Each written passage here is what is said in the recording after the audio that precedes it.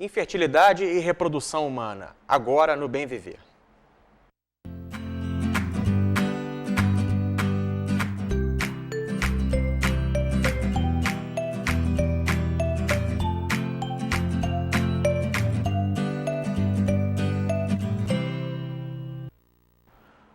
Olá, boa noite. Estamos de volta agora, depois de um recessozinho, aí, umas fériasinhas.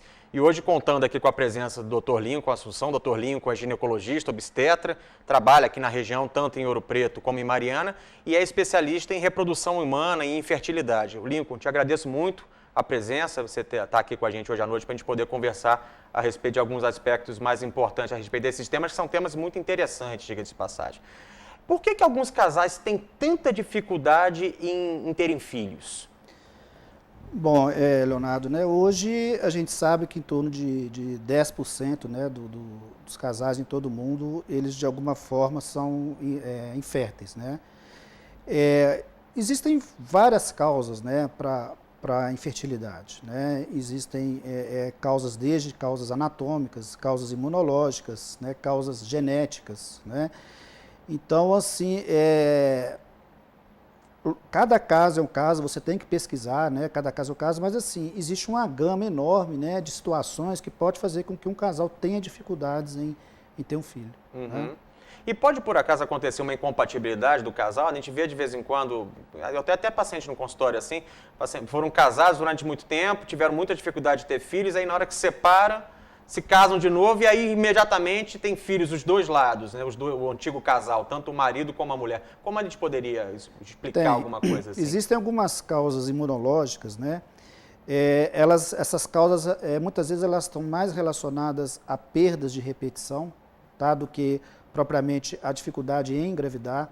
Muitas vezes as mulheres engravidam, mas têm perdas repetidas. Essas causas, elas estão muito associadas a fatores imunológicos, né? Porque a gente sabe que, na realidade, o embrião, ele tem uma carga genética do pai e uma carga genética da mãe. Uhum. E a carga genética do pai, na realidade, tá? Ela é um corpo estranho, ela é incompatível com o corpo da mãe.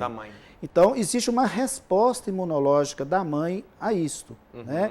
Então, essa resposta imunológica, muitas vezes, ela pode ser a causa de infertilidade, né? Muitas vezes associada a abortamento de repetição.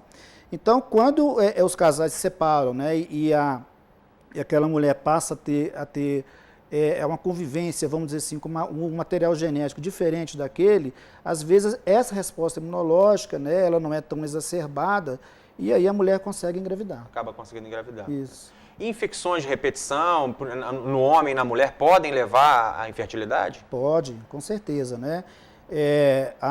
Os casos que a gente chama de endometrite, por exemplo, né, que é um processo inflamatório do endométrio, né, no útero da mulher, são causas frequentes de infertilidade e perda de repetição também.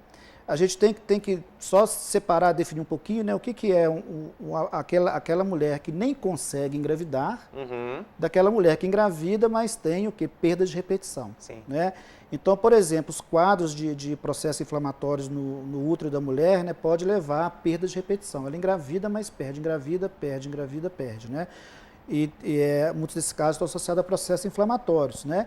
Que podem ser também decorrentes, às vezes, do próprio contato com o parceiro, com o homem, né? Ou seja, o homem transmitindo alguma doença para a mulher e essa mulher desenvolve um processo inflamatório crônico que vai dificultar ela de ter filhos. Medicamento, por exemplo, pode aumentar, pode ocasionar dificuldade em engravidar ou não tem nada nesse sentido, em princípio? Pode. Tem alguns medicamentos que sim, né? Os medicamentos clássicos aí, né, que podem afetar a fertilidade da mulher são os imunoterápicos, né? Ou seja, os medicamentos utilizados principalmente para tratamento, por exemplo, de tumores, câncer, uhum, né? Então, esses tratamentos, eles podem lesionar os ovários, né? E no futuro a mulher ter dificuldade de engravidar. Hoje, inclusive, está se tornando muito comum que as mulheres que têm câncer, que vão ter que passar por tratamento com quimioterapia, o que elas fazem? Elas fazem uma reserva antes, né, dos óvulos dela, uhum, né, congela esses óvulos, né, para depois, no futuro, ela poder utilizar. Sim. Então, realmente acontece isso. Com relação a medicamento, isso, né? E existe alguma maneira qual seria mais ou menos a rotina que teria que ser executada? Claro que cada caso é um caso, como você comentou. Mas, via de regra, tem algum tipo de exame, ou exames que têm solicitados não só para a mulher, mas para o parceiro também? Tem, lógico, né? Quando um casal, um infértil te procura, né? Então, a primeira coisa importante que a gente tem que ter noção é isso. O casal é infértil, não é a mulher ou é o homem, né? Uhum. A gente sabe que hoje, né, 40% dos fatores são femininos, 40% masculino e 20% dos dois. Então, quando chega um casal para você, você tem que pesquisar os dois, né? O homem e a mulher. Existem aqueles exames específicos que a gente usa, a gente fala como rotina, né, de pesquisa, né? Da mulher, tem alguns exames que a gente faz, exames hormonais, ultrassonografias, raio-x, para ver a integridade do aparelho reprodutivo dela, Uhum. né? E no caso do homem, um exame básico que a gente faz de início é o espermograma. Sim. Né? E aí, uma vez que se detecta que existe uma causa anatômica, alguma questão envolvendo essa infertilidade, existe algum tratamento que não a fertilização in vitro, ou tem que partir direto para a fertilização? Não, existe sim. Né?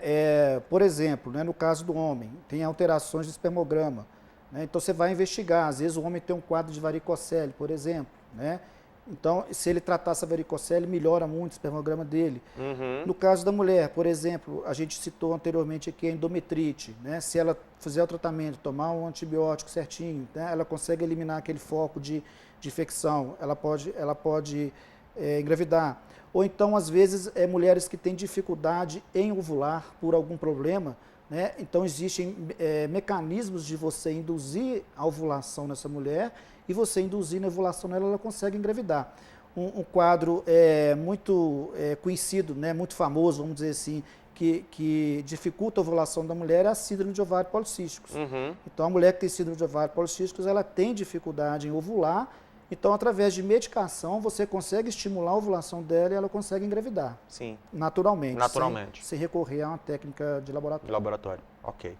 Nós iremos para um rápido intervalo e voltamos já. Não saia daí.